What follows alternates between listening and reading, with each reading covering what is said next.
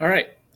Today we're going to talk a little bit about the slave trade. We've had some conversations about this in class, so some of this is going to be a little bit repetitive, but I think it's really important that we talk a little bit about um, African slave trade from the African perspective. So we're not going to get too much into the way in which the slave trade played out in the Americas, at least not right now.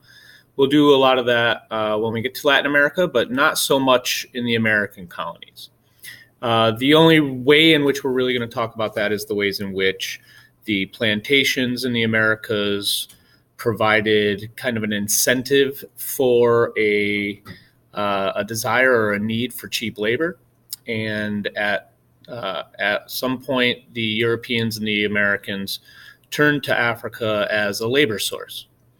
It is cheap labor, it's available labor, and one of the other keys we need to talk about is the fact that the slave trade in Africa was abundant. It occurred prior to Europeans. Europeans did not bring slavery to Africa, and they did not introduce it to Africa. Within Africa, there was already a thriving slave trade in different parts, from West Africa to North Africa. Trade with the Middle East, as far as human trade to the Middle East, is going to be pretty common, but it's the ways in which slavery was utilized by the Africans that's very different from the way in which it was used in the Americas. In Africa, it was predominantly a domestic service. It was primarily the use of slaves in households rather than as forced labor out in fields. Slaves were granted freedom. They could earn their freedom. They assimilated into the population.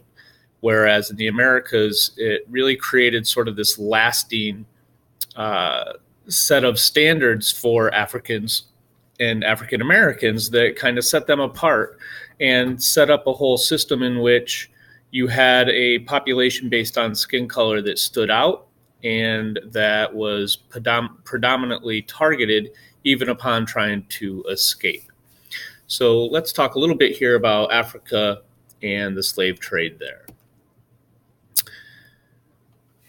So there are a few major kingdoms that are going to be involved in the African slave trade along the western coast of Africa. And these kingdoms are going to exist as trade kingdoms, primarily for Europeans.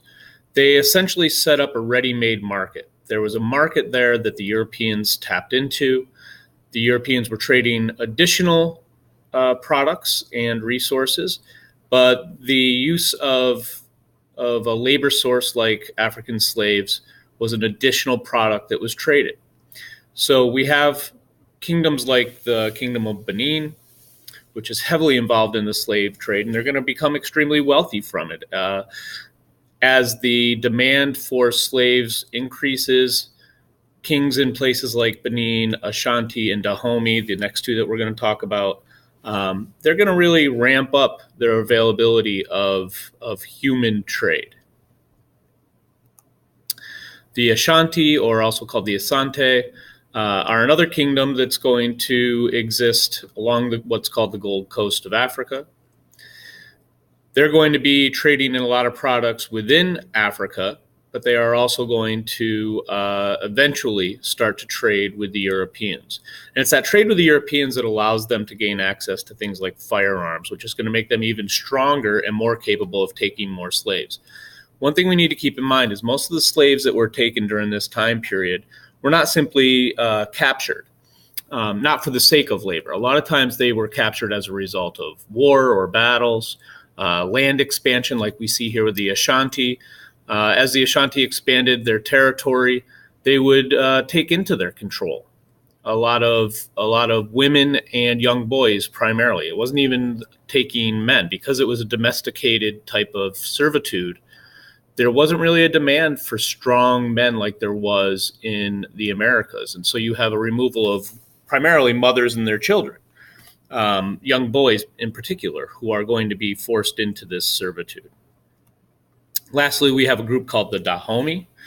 The Dahomey are going to be heavily dependent upon this slave trade. This is where they're going to be making much of their money. And right up through the 18th century, they're going to utilize a similar method as the Ashanti in the use of guns to expand and capture different people through military raids. The significance of the slave trade for our purposes is going to really focus on this migration of close to 12 million people out of Africa.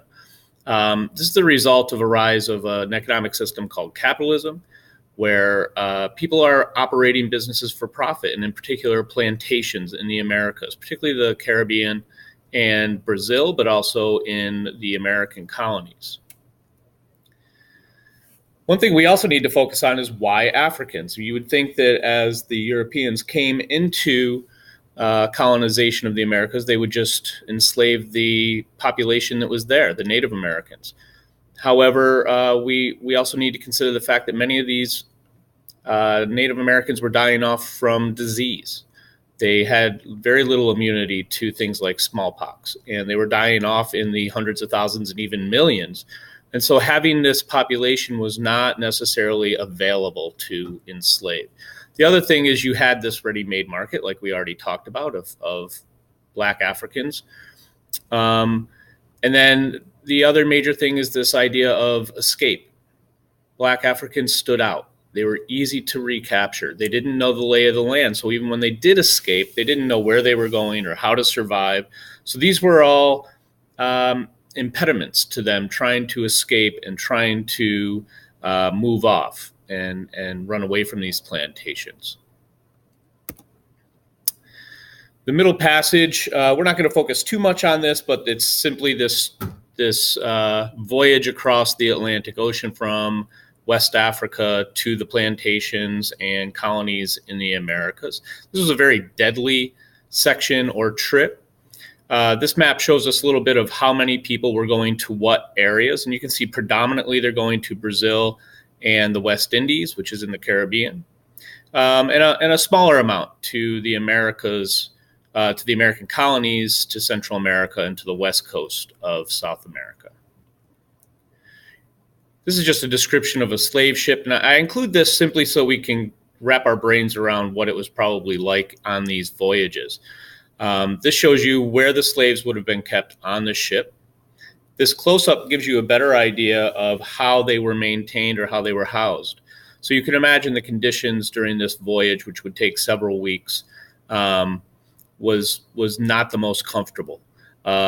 Mortality rates, death rates along this trip are going to be extremely high. A lot of it has to do with the spread of disease, and that spread of disease not only has to do with a lot of different people being cramped in together, but the conditions. This is called coffin style, where they're kind of laying down on their backs.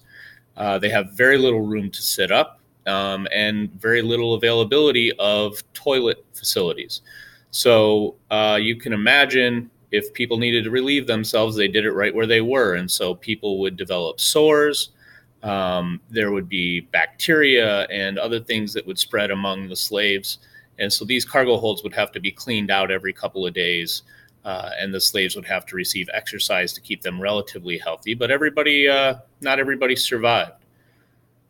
This is another system for traveling or moving the slaves. This is called tight pack. This is where they put people head to toe on their sides, sort of like forks or spoons would fit into a silverware drawer. This would maximize the number of slaves, but more slaves would die en route.